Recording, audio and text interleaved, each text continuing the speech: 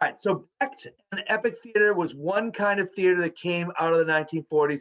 The other kind, and the one that's a little bit more fun to talk about, is the theater of the absurd, which is also just called absurdism. Now, absurdism is weird. It's deliberately very, very weird. I like this little cartoon here where one chicken says to the other one, "Do you like absurdist humor?" And the other chicken responds, "Beware of the night poodles." That's absurdism. It doesn't make sense. It doesn't need to make sense. And in fact, that's part of the point. Absurdism expresses the belief that human life has no purpose and it has no meaning. You think that your life has a meaning, but that is not true. Your life is totally meaningless. And the most absurd thing of everything is that we keep looking for meaning in this totally meaningless life. How would they do that? Well, often they would have very broad humor, like slapstick. If you don't know what that is, slapstick is what the Three Stooges would do, and a lot of cartoons like Tom and Jerry and stuff like this. The idea of like it's funny to watch people trip and fall on their faces. It's funny to have people poked in the eyes. That's funny to watch. That's slapstick. But what absurdism would do is they would take that slapstick and then they would mix it with very tragic or horrific images. So it like get you, it would catch its audience laughing at something and then realize, wait, that's not funny. And that was absurd, that you were laughing at something when it was actually you're laughing at people's pain. They also would frequently show people in hopeless situations that were never going to change, and they were stuck in them. Frequently they didn't see that it was hopeless, but the audience could tell this is a hopeless situation that's never going to change. They also would do something called, they would do meaningless dialogue that had no meaning, seemed a lot of cliches or repetitive and nonsensical dialogue that would seem like it made sense until you stopped and thought about it. You know, it's like that meme that some of you may have seen where there's two birds and one bird says something ridiculous and the other one goes, "What?" And then the first bird goes off on it a little bit more, and the other bird goes, "What?" It's like that. A lot of absurdism leaves you saying, "Wait, what?" Oh, and they also have plots that would circle back to the beginning. So you'd have a plot that would start one way, it would seem like it was going very nicely in one direction, and then when you got to the other direction, you realize, okay, we're back in the exact same place. If I can, I'll put in the description down below a link to a couple of really good short plays so you can get an idea of what this kind of thing looked like. A couple of important writers to know about. The first one I want you to know is named Eugene Ionesco. Now, Eugene Ionesco is fabulous. His plays tend to be short. In fact, anybody that's here in the drama club, if you're you very, very likely see some Ionesco plays on in festival, because they fit very nicely into about that 40-45 minute range, which is good because often you can't sustain it for all that long. The play I want you to know about by Eugene Ionesco is called The Bald Soprano. Now, this is going to be very difficult to explain, but I'm going to give it a shot. I'm going to see if I can use the action figures and stuff that I've been using, see if I can explain to you exactly what's happening in this totally absurdist play. Now, the first thing you need to know about The Bald Soprano is that there is no way I can give you a summary of it and still have you fully understand what's going on. It's just too weird. But hopefully this will give you enough to be going on with. It starts off with a couple. They're named the Smiths. You have Mrs. Smith and Mr. Smith. And they are having the normal gossip at the end of the day, apparently, and the normal gossip goes like this. The wife will say something kind of innocuous and weird about the neighbors, something like, oh, well, Mrs. Jones down the street has their old son came back home from college. And then he will respond always by saying, that's it. That sound. And then the clock chimes. And the first time it chimes like 7 times. And then she says something else that's kind of innocuous and weird, but it contradicts the other thing. Like, for example, she says, of course, their son will never come back now because he's in jail, or something like that. And he responds, and the clock strikes this time 11 times. And then she says something else innocuous and strange. He says, and it strikes 17 times. And then she says something else a little weird. He said, and the clock doesn't strike. And that's a stage direction. Why? What does it mean? I don't know. It kind of doesn't mean anything. Anyway, this conversation goes on for a little while until eventually their maid Mary comes in. And their maid comes in and says, the Martins are here to visit. And the husband rather says, oh, what are the Martins doing here? How are we going to get rid of them now? And the wife says, oh, but we've invited them. We're very happy to have them.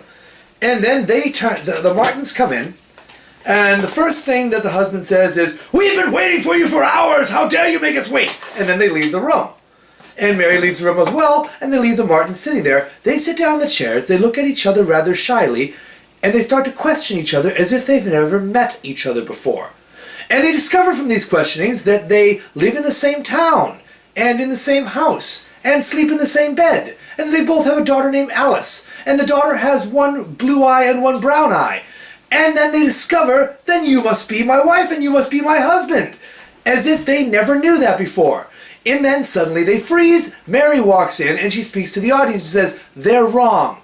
Because you see, Mr. Martin's daughter has a brown right eye and a blue left eye. But Mrs. Martin has a blue right eye and a brown left eye. So they have different daughters and they're completely wrong and they've never actually met each other. But they're not going to know. We're better off letting them not know. Anyway, they continue sitting there. Now they believe that they are married and all is well. The Smiths come back and they start having this little dinner party where they start telling stories and telling jokes and stuff like that. And the jokes and the stories, they don't make any sense. At first, they're just jokes and stories that don't make any sense. They'll say things that people think are just... They'll say, I saw the most amazing thing the other day. A man went into a store and he bought a leg of lamb. No! Oh, that couldn't happen. That's not real. And they would act like this is a great big deal when it's no big deal at all. They'll tell stories to each other and the stories are really weird and stupid. And they'll say, oh, that's boring. Yes. I've heard it before anyway, and it's told better. And then someone says, well, why don't you tell us a story? And they'll tell the exact same story word for word, and everyone else says, oh, wow, that was amazing, that was a beautiful story. In the middle of this, a knock happens at the door. Mrs. Smith goes to the door, opens it, there's no one there. She goes back, a knock happens again. She goes to the door, opens it, no one's there.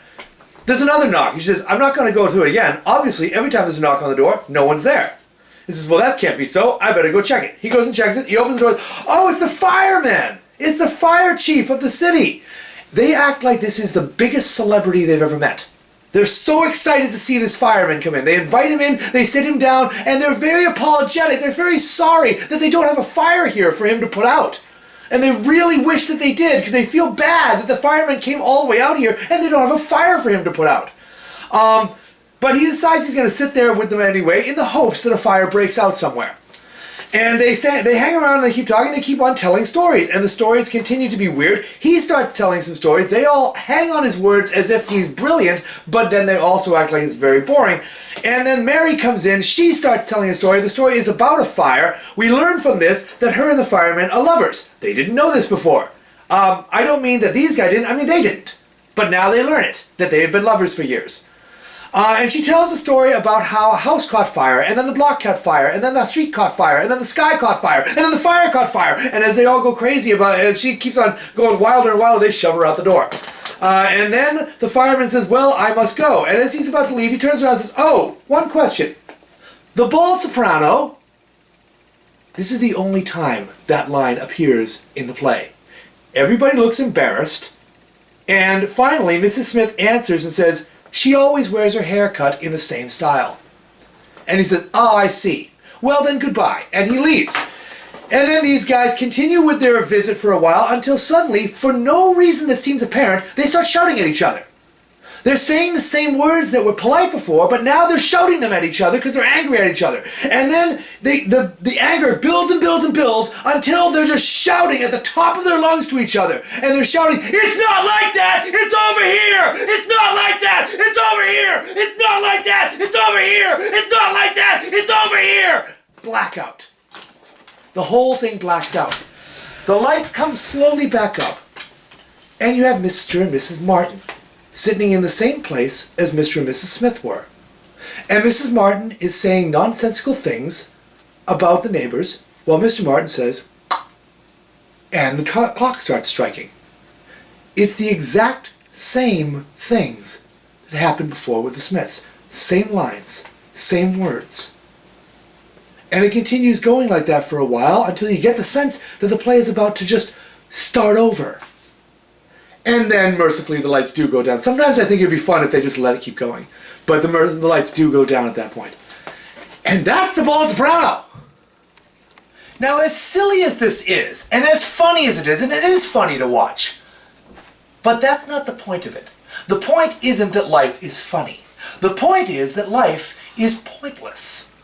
There is no meaning to life. And this particular play is about society and polite society and visiting each other with parties and stuff like that. And Ionesco's point is, all of this is pointless. We spend so much time upset and angry and frustrated and trying to get everything in the right place, and it is all completely meaningless.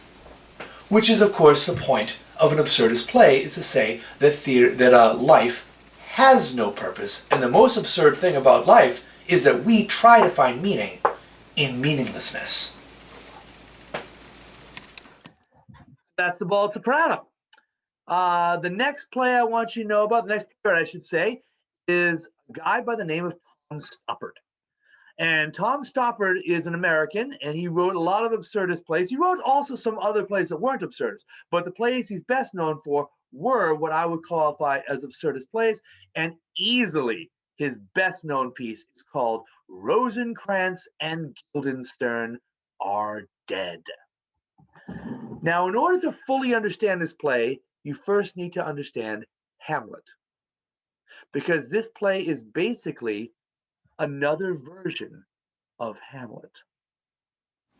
So Rosencrantz and Guildenstern are very minor characters in Hamlet. Hamlet is probably one of the best known plays of all time. It's Shakespeare's greatest tragedy, most people believe, and so most of the audience is aware of what happens in Hamlet. Rosencrantz and Guildenstern are very minor characters there. They are school friends of Hamlet. They have a job that the king asks them to do. They don't know what's going on, and then they die. What Rosencrantz and Guildenstern Are Dead does is it inverts this story. And it basically tells the story from the point of view of these two. And for them, it's not a great tragedy. It is an absurdist story, because they have no idea what's going on. The play starts off with the two of them betting on coin flips. And they flip coins, and Rosencrantz has it land on heads 92 times in a row. No, you don't watch all of them. You just know from Guildenstern's complaining about it that it's like, there's something strange here. We're in some kind of supernatural, unnatural thing. Rosencrantz doesn't seem to see what the problem is, but they keep on flipping these coins, and they always come up heads. Along the way, as they talk this out, they talk about why they're here and what's going on and stuff like this, and they also discuss quite a bit which one is which. Because they know that they are Rosencrantz and Guildenstern, but they cannot remember whether they individually are Rosencrantz or Guildenstern. This is funny because in the play they are interchangeable. Either one could do anyone, and the suggestion is that some people do get them mixed up. Anyway, though, they go along, and so the funny thing is the idea that even they are not sure which one is which. They meet with the king and the queen, which is something that happens in the play, and all the things that are in the play are just kind of suggested on. But the idea is that the king and the queen ask them to go and talk to Hamlet and try to find out why Hamlet's acting crazy. And so they go and talk to Hamlet, and again, that happens off stage because that happens in Hamlet. And instead, you show them afterwards talking about what they just found out. And there's some, well, Hamlet's either crazy or he's pretending to be crazy. And does it matter which one? I'm not sure if it matters. And along the way, they're still trying to figure out which of them they are. There's a series of actors, which is something that happens in Hamlet, but they have a much bigger part in Rosencrantz and Guildenstern Are Dead, where they act out things that were going to happen in the play or in other plays. And that's the only way Rosencrantz and Guildenstern Are Dead, the Rosencrantz and Guildenstern rather, find out what's going on. They're very, very lost through the entire thing. They're not sure whose side are they supposed to be on, especially when they find out that the king gives them a letter that they're supposed to take with them to go to England along with Hamlet. And the letter, as they're told not to open it, but they do anyway, and they open it and realize the letter is saying, this guy Hamlet, have him killed. And then they're like, we're his friends. But we work for the king. What are we supposed to do? Should we tell him? Or should we not tell him? Is our loyalty to the king or to our friend? Does it matter? Because at the end of the day, it doesn't matter. Because what ends up happening is that Hamlet discovers what they've got, changes their letter for a different letter. This all happens in Hamlet, by the way, in the play Hamlet. And so they can't do anything about that. They are minor characters in their own stories. He changes the letter to say, instead of killing Hamlet, kill these two guys. So now they're on their way to England with a letter saying, when we get there, kill us. And they have nothing they can do about it. The boat is continuing to England, even though they know now that when they get there, they're going to be killed. And the message of this play, I think, is that we want to believe that we're Hamlet, that we have the ability to change our lives and affect things, that we're important in some way. But we're not. We're Rosencrantz and Guildenstern. We are going through life trying to figure out what's going on and have no idea what's happening and no way to change anything. At the end, as they get towards the very end and stuff like that, and they're not sure exactly how to do it, Rosencrantz basically just kind of shrugs and says, well, I guess it doesn't matter what we try to do because we're going to die anyway. And he fades away. Guildenstern doesn't notice him leaving at first. He's still trying to work it out. And then he realizes he's gone and says, Rosencrantz! Or Guildenstern! Well, I guess it doesn't matter anyway. And then he fades away. And then the last scene of the play is all in shadow. And it is, in fact, the last scene of Hamlet. So you have Horatio, who's the only guy that survives in Hamlet. Hamlet is dead, and the king is dead, and the queen is dead, and all these other people are dead all around. And the English ambassador comes in to report, well, we have bad news to report that Rosencrantz and Guildenstern are dead. And Horatio, and this is a line from Hamlet, basically says, well, I will explain to you, I know that seeing all these people dead is confusing. I will explain to you what it all means and what it happens. And while he's saying that, it all just fades away. So we never get the promised explanation for what it all means. And that is the end of the play. So that is Rosencrantz and Guildenstern Are Dead. It is a fabulous play, and if you ever have a chance to see it, I recommend you do, but make sure you see Hamlet first, because otherwise you won't know half of what's going on. Now, these two are very important names, and you need to know them for the tests and stuff like that. Very important names in absurdism. They pale beside the last name we're going to know, which is the most important figure in absurdism and possibly the most important play of the entire 20th century. The playwright is named Samuel Beckett, and the play is called Waiting for Godot. Or sometimes it's pronounced Waiting for Godot. It doesn't matter either way. Now, I'm not going to give you an entire description of this play, because instead, you're going to watch the entire thing. And you're going to write some reflections on what you think about it. And then eventually you're going to write me a paper about this. Because this play is widely considered to be the most important play of the 20th century. It is absurdism. I'm going to give you a brief little description right now, just so you can have enough for the test. Basically, it's about these two guys that you see them both right there, Vladimir and Estragon. They call each other Didi and Gogo. These are two tramps. They have met somewhere to wait for another person, a person named Godot. While they're waiting for him, they find ways to distract themselves while they wait. And that's basically the entire play. Now, there's more to it, a lot more to it. And I really think you'll either really love it or you'll really hate it. Some people really love this play. I'm one of them. Some people really hate this play. But it's hard to say exactly what's happening because that's basically what's going on. These two people are sitting there waiting for somebody else to show up. And while they wait, they find things to pass the time. So you're going to be watching that play together, and good luck with that.